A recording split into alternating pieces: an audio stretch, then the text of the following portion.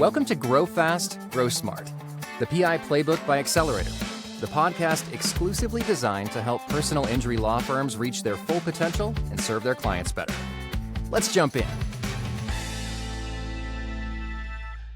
So you might have heard that AI is coming, and it's coming for your website's traffic. Well, the truth is it's already here, and it's dramatically changing the way that people behave online, including how they find information after they've been hurt in an accident, how they find lawyers, how they interact with your website. So in this episode, you're going to learn what in the world is happening with AI and search and how it can impact your law firm and what you can do about it.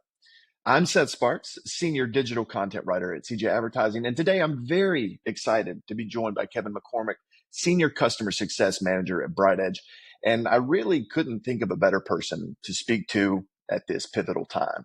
So for those of you who don't know, BrightEdge is the Lewis and Clark, the Ferdinand Magellan of this new frontier, understanding how AI is shaping the ways in which people find information and how businesses are being discovered in this new AI era. So Kevin's going to walk me through what's happening and how BrightEdge is pioneering new ways of understanding your place in the new AI ecosystem. Thanks for joining me today, Kevin. Thanks, Seth. Happy to be here. Yeah, it's great to be having this conversation. It's a good time to be having it. So yeah, no, I'm excited. So thanks for having me on. Absolutely. Yeah. For sure. And when we started our engagement with BrightEdge, our conversations followed a pretty familiar pattern. We talked about the keywords our client sites ranked for, what percentage of their traffic is branded versus not branded. And obviously those conversations still happen, but today so much of our discussion is based on these changes related to AI. And you all have led the industry in understanding all of these changes. We're now 1 year into this AI overview world on Google. And for those of you who are listening to this and that doesn't mean anything to you, you've probably seen AI overviews. You go to Google, you enter your question, and instead of just seeing the list of 10 blue links that may or may not contain the answer to the question that you asked, you're actually greeted with a full out, robust answer from Google. You can click to expand it, and you will see some citations to websites that they're referencing. But this has been, I remember when this came out and it was a topic of discussion for us. It's been like a full year since they rolled out these AI overviews, and BrightEdge has some amazing research on this. So I'm curious, Kevin, what are the biggest changes that you've seen in how people use search? And what does that mean for law firms and just marketers in general? Yeah, Seth. I mean, it's there's been a lot of change, right? And like you said, so with the advent and the introduction of AI overviews about a year ago now, and we started collecting data in the BrightEdge platform and actually showing data back in September of last year, and we had been collecting the research and the data even prior to that, even when it was still in its labs phase. But there's been a lot of change in the SERP landscape because of these AI overviews, right? And we've seen the SERP change over the years many different times. We saw it change with things like featured snippets when those rolled out way back when, and now with AI overviews, it's probably been one of the larger changes that we've seen when it comes to the SERP. And so, some of the things that we've seen over the last year are really interesting is one word to put it. Shocking could be another. So we've seen things like a decrease in click-through rates and an increase in impressions, right? And I know that's something we've talked about.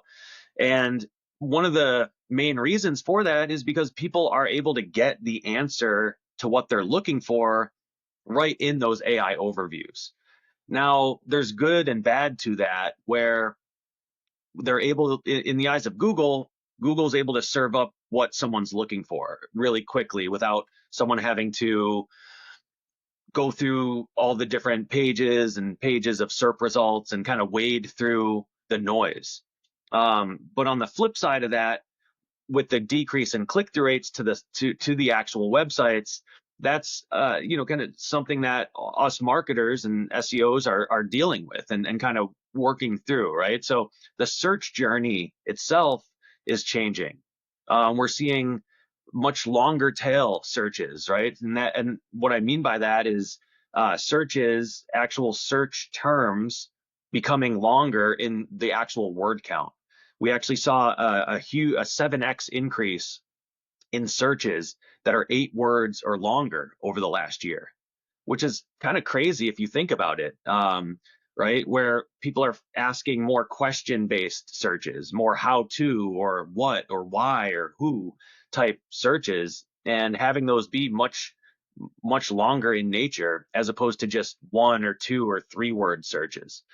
So we're seeing a lot of those types of changes when it comes to search behavior, and we're able to track that, and we're able to we'll get into it in a little bit here, but provide visibility into how brands, how sites are showing up, not only on AI overviews, but some of the other AI search engines that we are seeing, like ChatGPT and like Perplexity.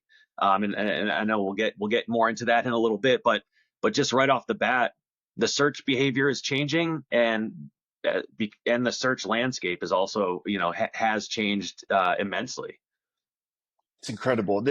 So I want to unpack a little bit of that. First of Yeah, all, yeah, what we're talking about here, let's say that someone enters in they do have a question, right? There's a law firm, and they've written a really useful blog on this topic. And so somebody searches that question, and then there are a list of links, those classic blue links that we've been seeing for decades now, and they're in there.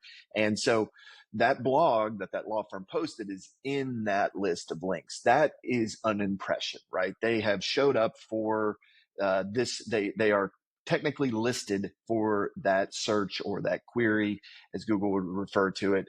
And then the click-through rate, or the number of people who saw that, and they had the impression, they saw the link, and then they decided to click up. I do want to linger on the point that you talked about. So from what I can see in your all's data, the report that you recently put out shows that impressions are actually up, like way up, like yeah, almost 50% up, but clicks are down. And you talked a little bit about like why that's happening, right? Basically, people have their answer. They yeah, don't they don't necessarily feel the need to go further. And I think that for us, when we see that pop up, we're like, oh, it's an AI overview. I'm not I think most folks just take it at face value. They're not thinking about like, where did this come from or anything. They're just like, there's my answer. yeah. So, we talked a little bit about why the clicks are down, and why the click-through rates have changed so dramatically. What does success in search look like now that people are just getting answers directly from AI? Yeah, no, that's a really good question. And I've heard the acronym AEO, answer engine optimization, right? So SEO, search engine optimization, AEO is kind of a newer, the newer version of that to a certain extent, right? We're not saying SEO is going away by any means, but AEO, right? So answer engine optimization, and so it's like being a part of this AIO experience, right? Is kind of where things are shifting. So it's not necessarily, you know, historically when it comes to SEO, we'd focus on metrics like traffic and clicks, like we're talking about, right? But now there is a bit of a shift more towards overall visibility and being a part of that AIO experience, right? Being, so whether we're being cited in that AIO, so that way someone can get the answer that they're looking for, right? Without, say, our site is showing up as the citation, and that positions us as knowledgeable, right, trustworthy, a credible source. And it's maybe that person doesn't actually visit the site, but they're getting the answer, and maybe the next time they are looking for something a bit more down the funnel in terms of a service or a particular attorney, right, that they're in the market for, maybe they do go back to that site then, right? So it's being a part of that AIO experience, and showing up and just lending ourselves to be cited for those prompts, for those questions that people are asking. And for that, it's still best practices when it comes to content, right, are still important, right? Creating, being able to see and get visibility into, well, what types of questions are people are asking, and then how can we create content that answers those questions in a clear, concise way. Also, things like easy bulleted lists and things of that nature tend to show up very often in AIOs. So working that into things like FAQ type content can really be helpful to show up in those AIO results. Yeah. Fascinating. I think that I love how like the SEO community, we love like acronyms and we love Yeah. to find new ways of saying things. I think my favorite term that I think is a pretty good representation of what's happening that I've been hearing out there is what they're calling like if you look at, we were talking about impressions and clicks, how many times that you appear on search results, and then how many times people actually click on the link to your website. And what people are noticing is, this trend of this disparity, right? Like you said, Yeah. impressions for a lot of websites, you can go look at their impressions over time and they're holding steady. In many cases, they're going up. And the other trend line of clicks going down, and that separation that people are starting to see. I like the big term that they're calling them now is the great decoupling, right? The great Yeah. decoupling of used to be if your impressions went up, your Yep. clicks correspondingly went up.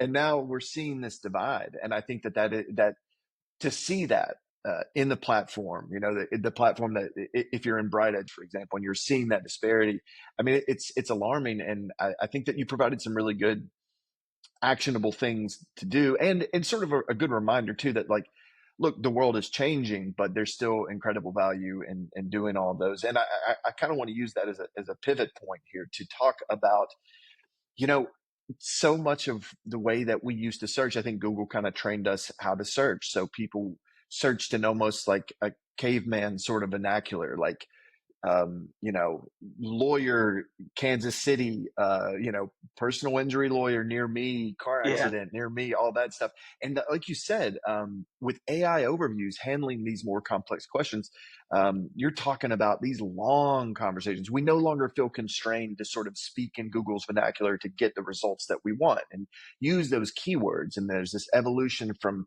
keywords to more conversational types of queries. You said sometimes 8+ words long.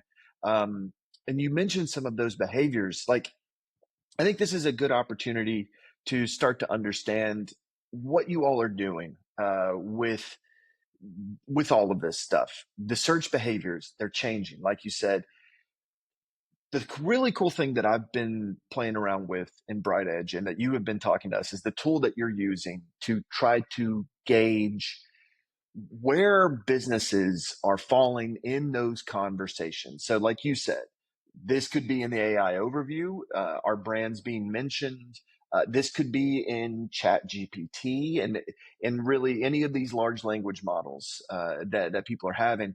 And you all are really, I mean, to try to figure out what's happening in these models is so difficult. And I love the fact that you all are taking on that challenge, because the thing is, and for people who are listening to this, Google gives us data. Google shows us, here's how many, people reached your site because they searched for this term. It's, and you could quibble with how accurate some of those things are, and people do quibble with things Yeah. like that, but we have transparency that we can see that. When it comes to these large language models, when it comes to AI overviews and Chat GPT, like, we don't know, we're flying blind, and there's really no incentive for OpenAI or any of these people that offer those to like work with marketers to say, Yeah. here's how you show up. Now, who knows, that might change, but what you all are doing is finding a way to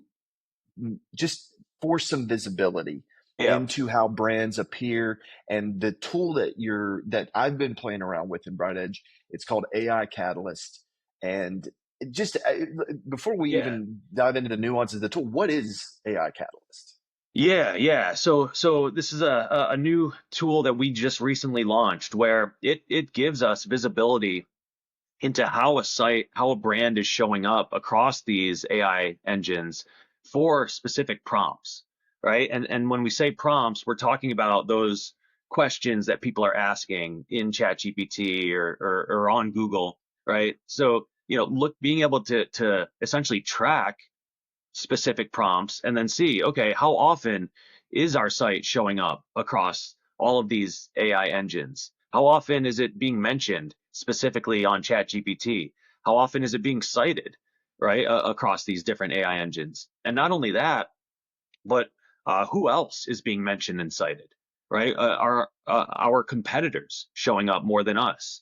Are we, showing up for our branded prompts? Are we showing up for the non-branded prompts, right? So AI Catalyst at its core gives us that type of visibility.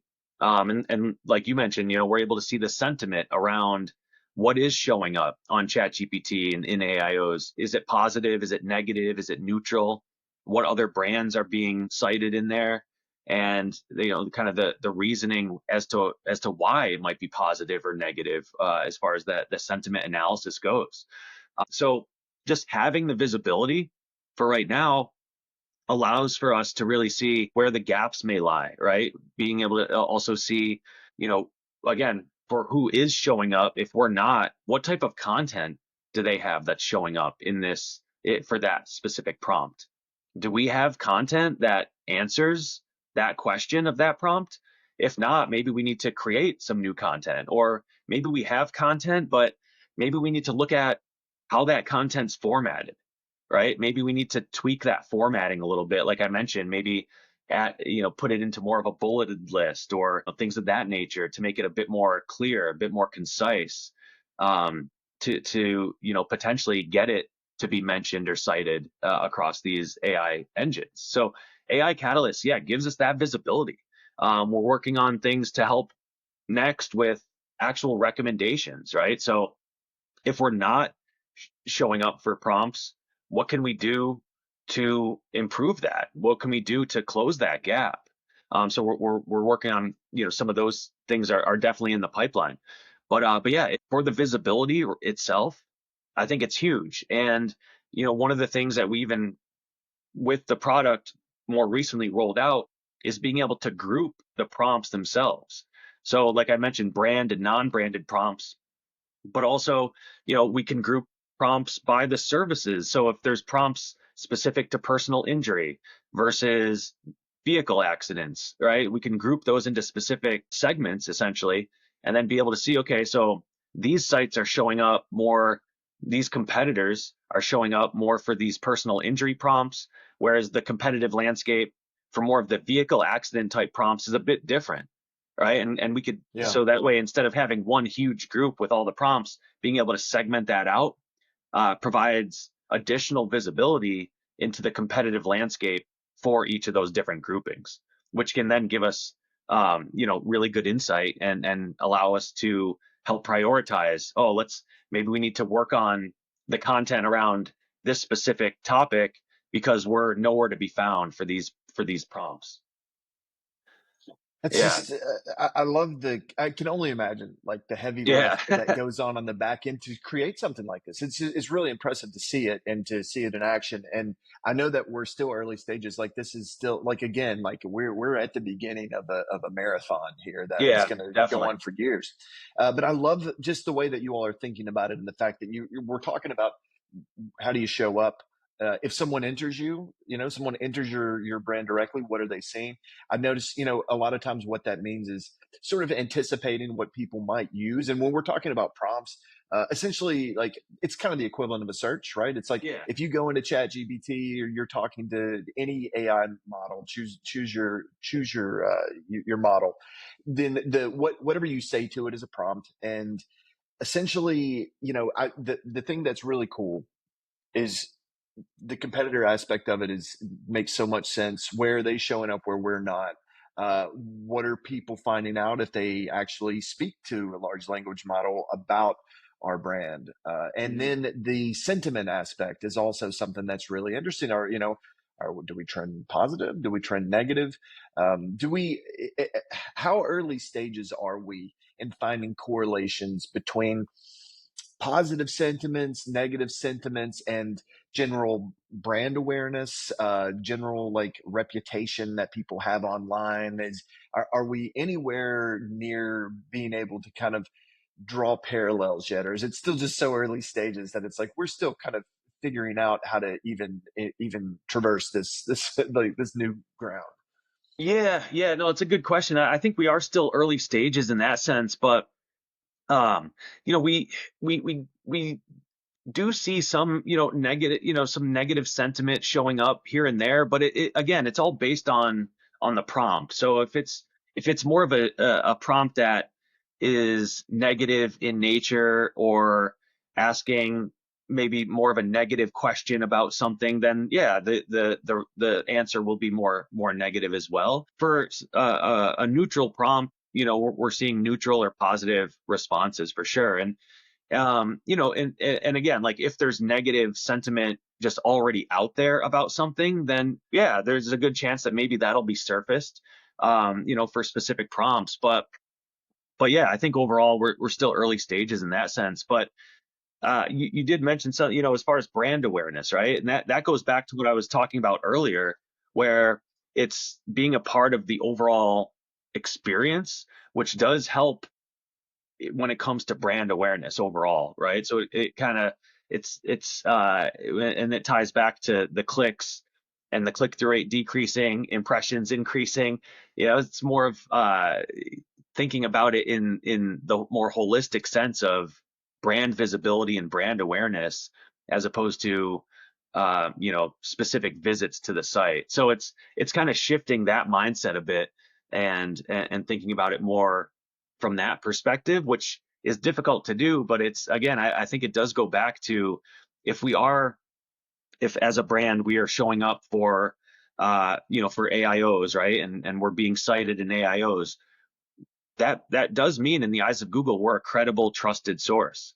And I think having that brand awareness and having that credibility will ultimately just continue to help improve overall organic visibility. So it's definitely a big piece of it, but it is a bit of shifting that mindset. Yeah. I Yeah. wanted to talk about, in the research that you all have, Mhm. BrightEdge's data points out that industries like healthcare and insurance, these industries that are considered like your money or your life categories, which are treated with a higher level of scrutiny by Google, uh, yet I kind of thought that meant, and by the way, that's what legal falls under too. Law firms would also fall under that your money or your life category. That is just, Google was a little bit more cautious with these things.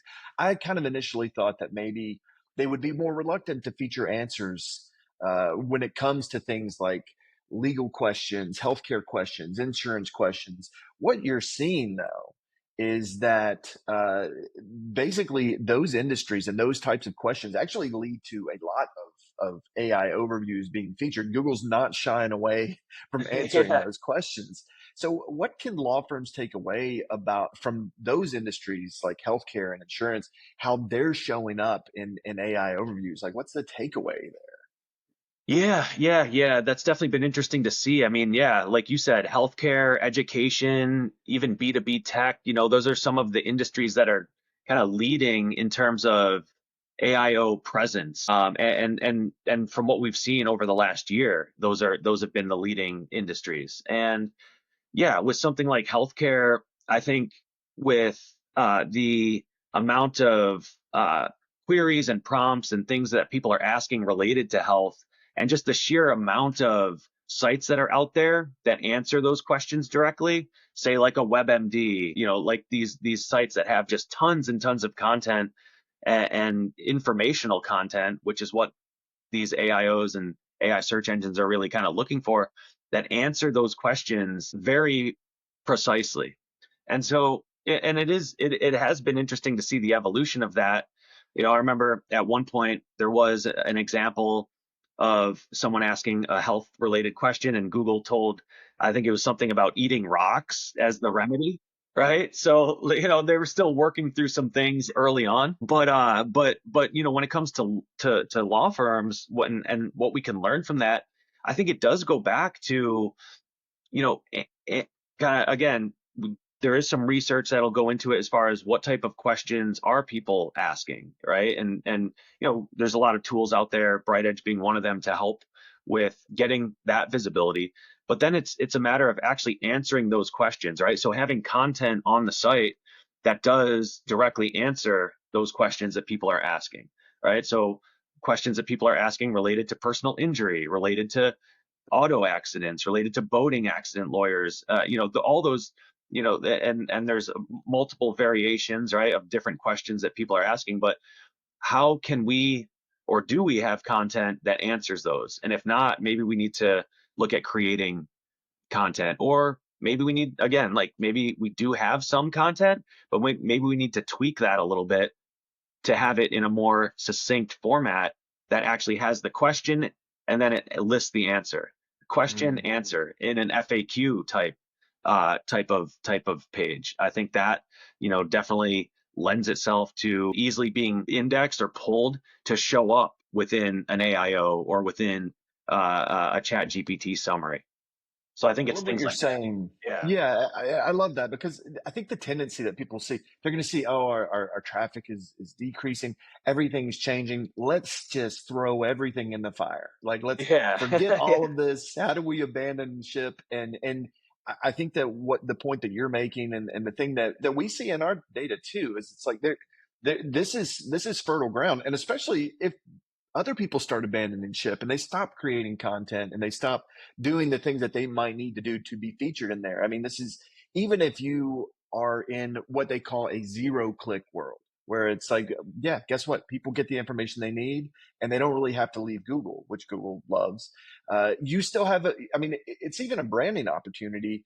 And again, it might be a subtle one, but what we're talking about is when you build that brand awareness, you want those touch points. This is just another opportunity to do that, but you have to be anticipating the questions that people ask and trying to create helpful content that answers it. So I like that. The answer here, I think, for anyone listening who just kind of wants, like, it is not like, let's just like give up and go, like curl up in a fetal position in the corner. It's like we have to actually double down on some of our efforts to really try to be as helpful as possible. And Yeah. I think that this, looking ahead and thinking about adapting, right? And that's a big part of what we're talking about here. And as we head into year 2, right? We're past year 1. Is there a shift that marketers in the legal industry should be considering to stay visible and relevant? Is it in many ways staying the course, but also plugging into how you're being discussed, how you fall into that conversation in the AI world, in addition to what's happening on traditional Google search engines? Yeah, I think to a certain extent, I think it's important to keep a finger on the pulse in general as far as what's happening in the search landscape, right? And so there's different publications that folks can check out from time to time, Search Engine Land, Search Engine Journal, those types of things, just to be able to see what's happening. Um, and because they're great about providing those types of high level updates and giving strategic advice. But I think, at the end of the day, if we are focusing on SEO and we are focusing on content, right? Not necessarily, like you said, throwing everything at the wall, but being strategic in our approach. I think we'll be all right, right? But another thing too that's interesting is, when it comes to looking forward, still the local SEO piece, right? Right. Which I think is not is something that we don't want to neglect by any means, because that's still an important piece, especially when it comes to law firms, right? Being able to show up in things like a local 3-pack and on Google Maps, right? And making sure our Google business profiles are optimized, right? Because all those things are still, folks are finding us, they're clicking for directions, they're maybe calling, they're visiting the website via those profiles. So making sure that those profiles are optimized is still a huge piece of it. And I think especially so for this industry. So we definitely want to keep that in mind, and that's pretty easy in terms of optimizing, right? Hey, is our information correct? Our name, our address, our phone number, those types of things. So that's kind of off to the side, if you will, but it's still very important. It's still an important piece. Um, and I think I just wanted to mention that because it is something that I know we talk about a lot just in general, and so I think it is an important piece to just to kind of mention to everyone that is listening. I think it's like, in a way, that's one of the biggest takeaways that I think that people should leave with is like, Yeah. the rules are slightly different, right? You could go read the scare, clickbaity Yeah. headlines and freak out and be like, oh no, everything's changed, and here come the robots. But the truth of the matter is that even power users of these tools are still gonna look for like navigational, like you're looking for a local business, you want to find like, even like Google's not going away on that front. There's still the equivalent of like, the yellow pages. It's like that's where Yeah. people go to find that, like, to close in on where they want to, what they're looking for, the service, the product that they're looking for. If for local businesses, that emphasis on appearing in your market and being competitive in your market and knowing where you stand on traditional search engines, in addition Yeah. to these AI, I think that's a key point, and I think that is definitely something that makes the legal industry unique when you're talking Yeah. about personal injury law firms. That what we're talking about is adding a new thing to consider, rather than like finding something that replaces everything because the world has totally changed, because I'm not sure that that's the case. And Kevin, you've been very gracious with your time. I want to recommend too, we're talking about resources and how people can stay up on it. What you all do at BrightEdge, there's always really interesting information. And if you are reading Search Engine Roundtable or Search Engine Journal or Search Engine Land, any of these publications, even if you're looking at like Forbes or some of these higher level publications that are talking about it, you're going to see BrightEdge mentioned. And now that you've heard about the company, I guarantee that you're going to see that name pop up because you all are often cited. So I would recommend looking into whatever you all are saying, and to making sure that you're plugged into what you're doing, to make sure that you're looking into what you all are offering as far as how to understand where you fall in. And I'm just so curious to see how AI Catalyst evolves and how the tool evolves as you all are thinking about that. I do, the one thing, before I let you go, I Yeah. am curious, and this is just kind of a bonus thrown in here, but what are you, Kevin, and the folks at BrightEdge most curious about, and what's in store in the months and years ahead? Is there something that is really tugging at your all's curiosity? I think, okay, well, AI overviews, Google is kind of like creating its own ecosystem that you can find called AI mode. It's kind of Yep. it's this new thing that's coming, where it's basically kind of like AI overview or a chat GPT, but it's in its own separate model. And the conversation, I mean, there are even conversations in like the New York Times about how might be the future, that maybe Google is saying, oh, traditional search as we know it is actually, we want to start shifting it into this AI mode, which is kind of like, is that the thing that captures your all imagination? Or what are the conversations that you all are having at the think tank that is BrightEdge right now? Yeah, that's definitely a big one, Seth. Honestly, AI mode and the direction that Google's going to take that's definitely one that comes up. Things like the incorporation or the potential incorporation of paid into AI overviews and AI mode, and what that may look like. I know Google's starting to test some of that out, but that and kind of the impact that it may have on other industries like e-com and retail, and where does that leave things like the organic product grid? Those are definitely conversations on one side, but then on the other side, it's definitely around some of the other AI engines like Perplexity and ChatGPT, and things like you mentioned, as far as getting data, or them providing visibility into data, which they haven't really done. Is that something that they're going to do? Are they going to provide insights into search demand for prompts on ChatGPT? Those are things that we're kind of very interested in, of course, to be able to then get that data and provide that to our clients. How often is someone searching this particular prompt on ChatGPT? We don't have that just yet because they haven't provided it. But yeah, I think all those types of questions, and and just in general, like, yeah, as far as the traditional SERP, what's going to happen with that? Is that gonna, with AI mode, is what's going to happen with that? Yeah, is there still going to be pages and pages of SERP results that that are going to show up? Yeah. So, all those types of things are definitely kind of high up on the list of priorities. Wow, what a crazy time that we are currently in. Unlike any that I can ever remember in the history, and I mean that we have had some major evolutions over the course of We Google and have. how it works, and today is blowing all that out of the water. Thank you for walking me through it, helping us all understand what's happening. Obviously, you and I will keep this conversation going. We Yeah. talk all the time, and we keep this going. So if anything comes up, just keep an eye out on what BrightEdge is saying. Kevin mentioned some great resources you can check out. I do highly recommend looking into what BrightEdge is doing. It's super interesting stuff, and we've gotten a lot of benefit out of it. And just understanding what's going on, even if we're in the early stages of being able to report on it and all of that stuff, it's still kind of a black box. But I mean, anyone who is making this like valiant effort to try to crack that black box it's worth looking into, and I just really appreciate what you do and what you all are doing for the industry. So thanks again, everybody who is tuned in. Thanks for checking this out. We're definitely going to keep conversations about this type of information, AI, all these things, and how they're changing the industry coming. So make sure that you follow us. Make sure that you subscribe and listen. If you're on YouTube, we're on YouTube. You can watch us if you want to see my face and Kevin's face. Then we're there too. So check it out, and yeah, we'll be back next time. Thanks, Kevin. Thanks for joining us. Awesome. Yeah. Thanks so much, Seth.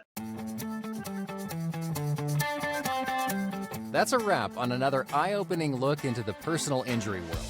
Thanks for listening to Grow Fast, Grow Smart, the PI Playbook by Xcelerator.